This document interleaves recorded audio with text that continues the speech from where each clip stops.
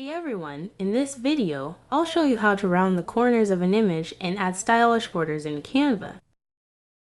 Let's start by adding a photo to the design.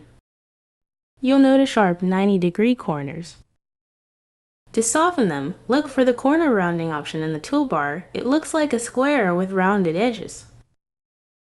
Click it, then drag the slider to adjust the roundness.